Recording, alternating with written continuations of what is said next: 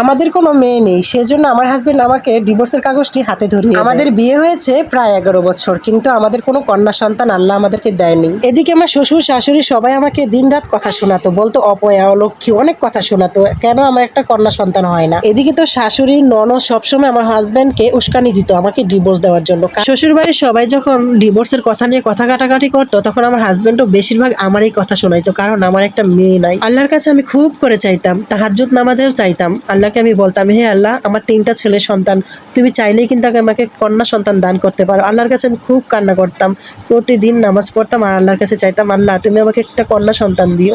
আল্লাহ তোমার উপরে আমি ভরসা করে আছি, তুমি যদি আমাকে একটা কন্যা সন্তান দাও, হয়তোবা আমার এই সংসারটা টিকে থাকবে, আর নয়তো হয়তোবা আমার এই সংসারটা একদমই ভেঙে চুরে চুরমার হয়ে যাবে। আল্লাহর কাছে আমি খুব করে চাইতাম। আল্লাহর কাছে আমি তাহাজ্জুদ নামাজে বলতাম, আল্লাহ আমার যদি ডিভোর্স হয়ে যায়, আমার 3টা ছেলে বাবা হারা হয়ে যাবে, সমাজের সবার কাছে হয়ে যাব ডিভোর্সি নারী। একটা মেয়ে সমাজের ডিভোর্সি নারী হয়ে বেঁচে থাকাটা যে কতটা একটা কষ্টকর, একটা ডিভোর্সি মেয়েই জানে। ডিভোর্স শব্দটা নিয়ে পৃথিবীতে বেঁচে থাকবো, এটা কখনোই সম্ভব না। আর আমার 3টা সন্তান বাবা হারা হয়ে যাবে, এটা আমি কখনোই চাই না।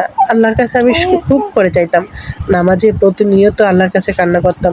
আল্লাহ চাইলে সব কিছুই সম্ভব। আল্লাহর কাছে সব সময় বলতাম, আল্লাহ তুমি যদি পারো আমাকে একটা কন্যা সন্তান দান করো, না হলে আমার সংসারটা ভেঙে যাবে। এইদিকে আমি আমার হাজবেন্ডকে সবসময় প্রতিনিয়ত বোঝাতাম যে দেখো, আমি চাইলেই তো আর পারি না, তাই না, সব কিছু উপরওয়ালার হাতে। সে যদি চায়, ইনশাআল্লাহ আল্লাহর রহমতে আমাদের কন্যা সন্তান আসবে, আল্লাহ দিবে আমাদের। কিন্তু সে কখনো একটা কথাই সবসময় বলতো, তোকে ডিভোর্স দিয়ে দিব, তুই হচ্ছে একটা অপয়া, তুই একটা অলক্ষ্মী, তুই এখনই চলে যা আমার এখান থেকে। সবসময় আমাকে গালিগালাজ করতো আর কথা শোনাতো। আর এদিকে শ্বশুর শাশুড়িরা তো কোনো কথাই নেই, তারা সবসময় আমাকে 24 ঘন্টায় কথা শোনাতো। তার এই কথাগুলো আমি প্রতিনিয়ত হজম করে যেতাম। কিন্তু একটা জিনিস কি জানেন, শ্বশুর বাড়িতে কিন্তু সবাই যদি আপনাকে গালিগালাজ বা দেখতে পারে না, আপনাকে খোঁটা দেয়, সব কিছু মুখ বুজে সহ্য করতে পারবেন। কিন্তু সেই মানুষটা, যে মানুষটা আপনাকে এ নিয়ে সংসার করবে সারা জীবন, মৃত্যুর আগ পর্যন্ত আপনি যার সাথে সংসার করবেন, সে যদি আপনাকে প্রতিনিয়ত কথা শোনায়, আপনার কেমন লাগবে? অবশ্যই আপনার কষ্ট লাগবে, আপনার অবশ্যই খুবই কষ্ট লাগবে। এমন কষ্ট লাগবে যে আপনি সবসময় ভাবতে থাকবেন, আমি কার ভরসায় এখানে সংসার করতে আসলাম, যার সাথে আমি সংসার করব সারাটা জীবন, সে যদি আমাকে এভাবে প্রতিনিয়ত কথা শোনায়, তাহলে একটা মেয়ে কী করতে চায়? অবশ্যই সুইসাইড করতে চাইবে। আর আমি সেখানে এটাই ভাবি। আর অনেকটা সময় আমি ভাবি যে আমি যদি মারা যাই, আমার সন্তানদের কি হবে, যেখানে আমি মা থাকা সত্ত্বেও আমার ছেলেদেরকেও দেখতে পারে না।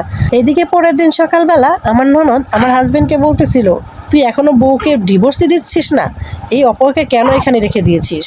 জোরে জোরে চিল্লাইয়ে বলতেছিল, ওকে এক্ষুনি ডিভোর্স দিয়ে দিই, ওকে এখানে ধাক্কা দিয়ে বাড়ি থেকে বের করে দিই।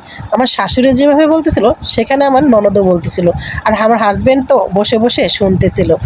যাই হোক, আমি আমার ভাইয়াদের কিছু কথা বলতে চাই। কন্যা সন্তান হলো আল্লাহর দান। আল্লাহ চাইলে সব কিছু সম্ভব, সব কিছু আল্লাহর হাতে। আপনি চাইলেও কখনো কিছু করতে পারবেন না।